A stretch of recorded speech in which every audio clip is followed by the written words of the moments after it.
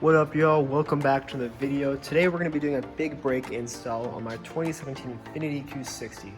So the Q60 I have is a 2017 premium, so it came with the small Akabonos, as you can see here.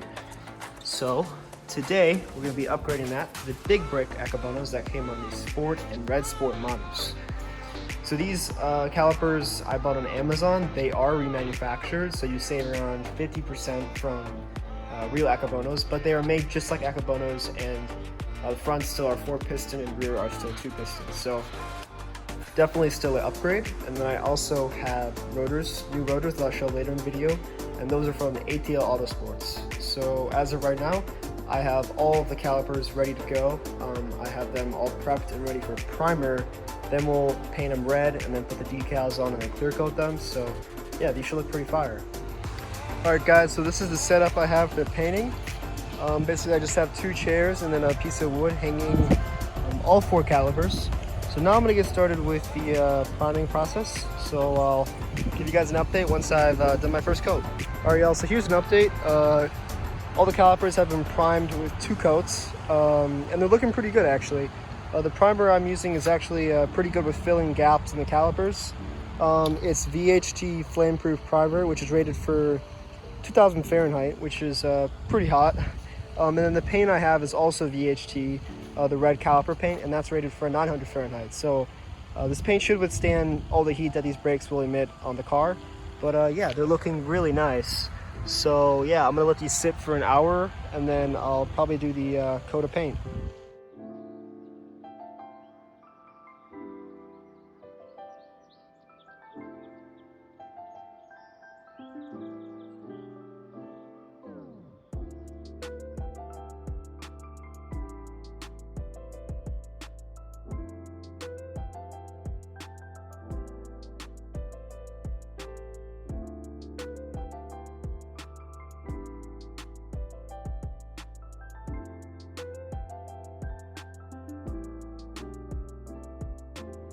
Alright y'all, so these are actually looking pretty good after about 2 coats of red paint.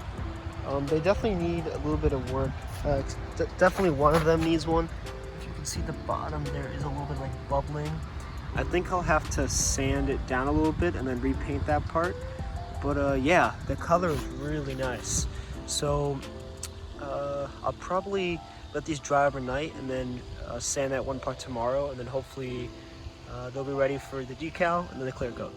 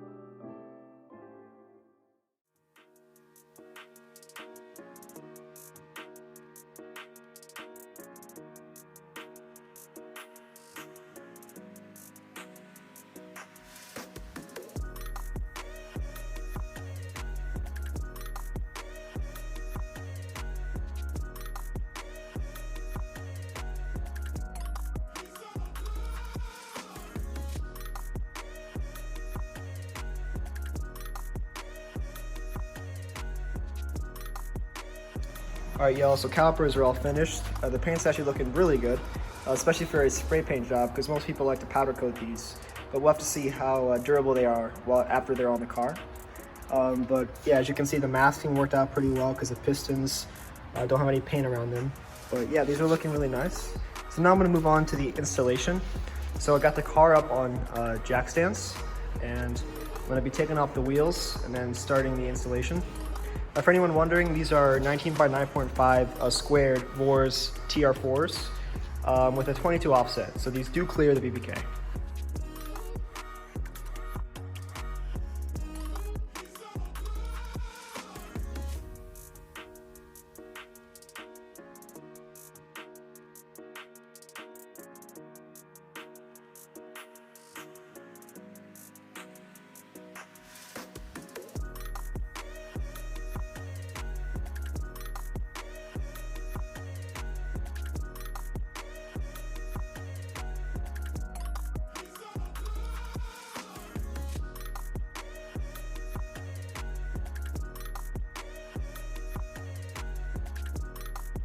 All right, so wheels and tires are off the car, and I've kind of run into a small problem.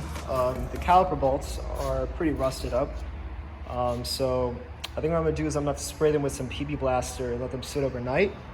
And then hopefully either later today or tomorrow morning, I'll be able to take them off pretty easily. But if not, worst case, use a breaker bar. But hopefully we can get these off pretty easily because that is the next step in this installation. All right, so just a quick update for y'all. Calipers are off on the fronts. They were pretty easy after spraying the PB Blaster and then using a breaker bar. So yeah, that worked pretty well. The rears, I'm still having trouble with those. I think I just need to let them soak overnight, so that's what I'm planning on doing. The issue is that you can't get much leverage inside these fender wells because you can't rotate the wheels like you can in the front. So I'm hoping that letting them sit overnight will work. If it doesn't, I'll have to re-explore options. But another thing that we were able to do in the front is we took off the rotors. Those were initially actually a pretty big pain, but I ended up using a method that I found on YouTube actually. It's basically where you stick a screw, a bolt into the existing caliper mounting holes with a flange nut and basically push the back of the rotor outward to get it off, because my rotors were pretty rusted and that actually works. So if you're doing this and you can't get your rotors off with a hammer, then I would definitely recommend that method. It worked pretty well. But hopefully we can get the rears off tomorrow. But right now I'm going to work on cutting this because in order to put the bigger rotors on, you're going to need to cut this existing dust shield because it's meant for the smaller rotors.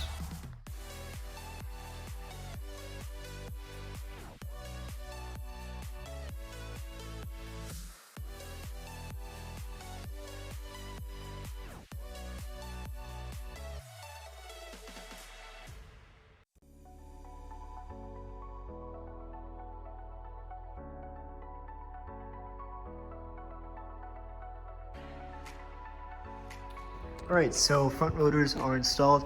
I cut both dust shields on both sides, as you can see there. Not the best job, but as long as it clears, which it does, it's really all that matters. And the same on both sides.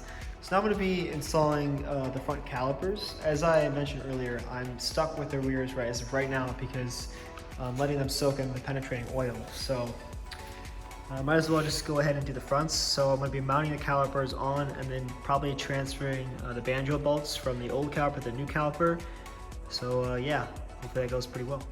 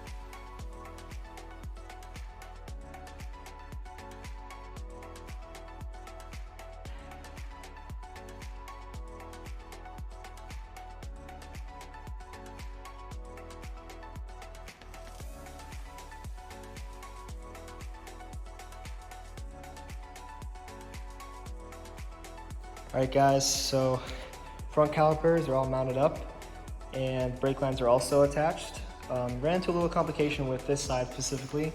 I accidentally stripped the OEM banjo bolt, which made it hard to get the brake line out.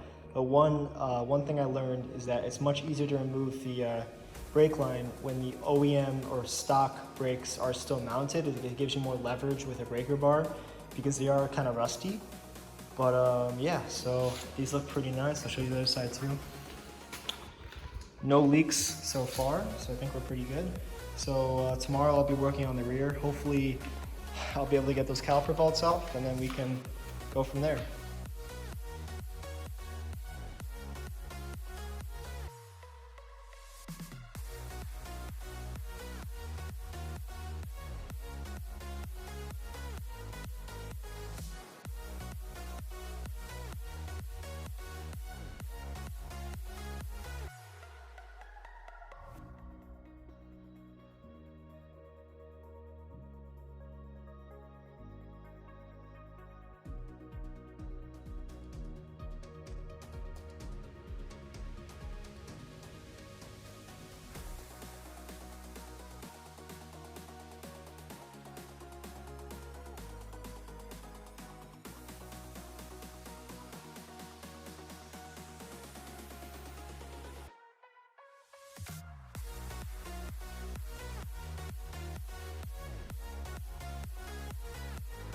All right, so rear brakes are complete on both sides.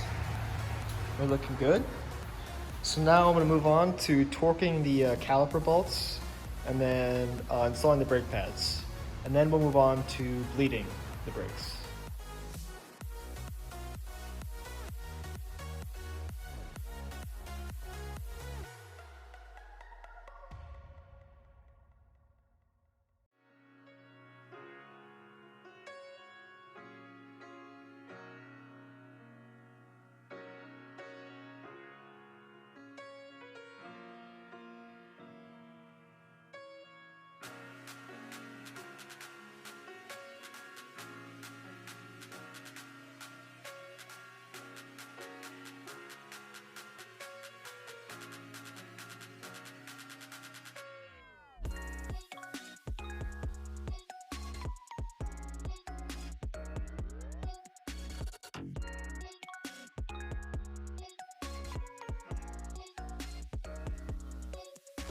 All right, so brake pads are all installed on all 4 calipers, and also all the caliper bolts have been torqued to factory specs. So the front is like 91, and the back is like 62 foot-pounds. So now I'm going to move on to bleeding the brakes. So I have this setup rigged up here. It's 3/16 fuel line, and then just a soda bottle with some brake fluid in it. This is my first time bleeding brakes, but yeah, I hope it goes well.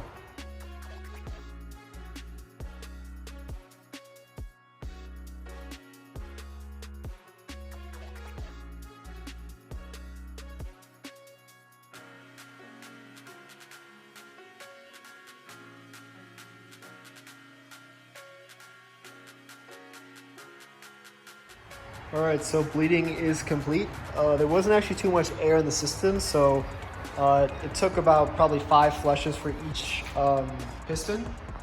But yeah, not too bad. So now I'm gonna move on to cleaning this place up and then putting the wheels and tires back on the car. And then there is a break-in procedure for the brake pads, so then we'll go through that. And then yeah, we should be done here.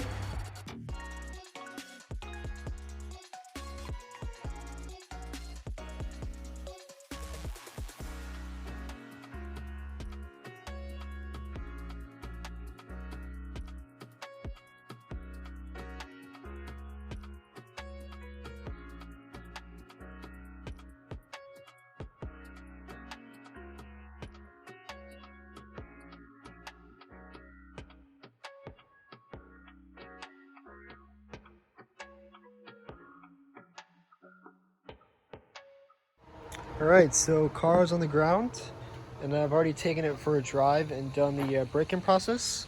Essentially, the braking process was just slowing down from 35 to 5 miles an hour 3 times, and then hard braking from 55 miles an hour to 5 miles per hour 6 times. After doing that, their brake pads definitely stink, but it took off the black layer on the rotors, so I think it looks even better now. But yeah, and the stopping performance with these is really crazy. Much better than the small acroboners that come on the non-sport models. But yeah, I think definitely worth the money. And I would recommend to anyone that wants some better stop performance and also better looking brakes, definitely consider doing this upgrade. And then lastly, if you enjoyed the video, please subscribe and give it a like. Really appreciate it. Thanks for watching.